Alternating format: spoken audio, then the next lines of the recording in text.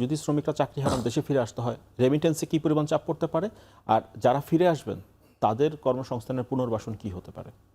আসলে এই মধ্যপ্রাচ্য আমাদের মূল যে শ্রমশক্তির জায়গা, এবং সেখানে সৌদি আরব, তারপরে কাতার, এবং এর পাশাপাশি ওমান আছে, সংযুক্ত আরব আমিরাত, কুয়েত, প্রত্যেকটা দেশই কিন্তু আমাদের জন্য গুরুত্বপূর্ণ। তো এখন ওই দেশগুলোতে এখন যেটা দাঁড়াচ্ছে আর কি, যে সবাই তো আসলে নিরাপদ আশ্রয়ের খোঁজে আছে, এবং ওই দেশের যে যারা সরকার প্রধান, তারা কিন্তু ইতিমধ্যে আমাদের মাননীয় প্রধানমন্ত্রীর সাথে কথা বলেছেন, এবং নিরাপত্তার দিকটা তারা দেখছেন, কিন্তু নিজেরাই তো অনিরাপদ। এখন আমাদের এত লক্ষ লক্ষ শ্রমিক কীভাবে কী করবেন?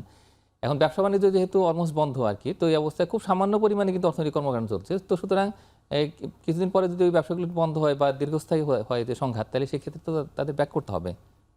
তো শ্রমিকদের ছাঁটাই হতে পারে, এবং এই কারণে আমাদের চিন্তা সবচেয়ে বেশি। তার কারণ এমনিতেই এই সরকার অনেকগুলো চ্যালেঞ্জের মধ্যে আছে, এবং তারা নতুন যেহেতু দায়িত্ব নিয়েছে, অনেকগুলো নতুন নতুন চ্যালেঞ্জের মধ্যে একটা চ্যালেঞ্জ হচ্ছে আমাদের এই শ্রমশক্তির চলে আসা।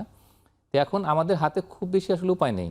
তার কারণ তাদেরকে রিইন্টিগ্রেশনের জন্য নতুন করে ট্রেনিং দেওয়া, তাদের জন্য স্বকর্মসংস্থানের ব্যবস্থা করা, বা আমাদের যে ইন্ডাস্ট্রিয়াল জোন, ইকোনমিক জোন, ওগুলোতে ব্যবস্থা করা, এগুলো এমনিতেই সরকারের যে পরিকল্পনা সেটা হলো যে আগামী 1.5 বছরের মধ্যে 1 কোটি নতুন কর্মসংস্থান তৈরি করা।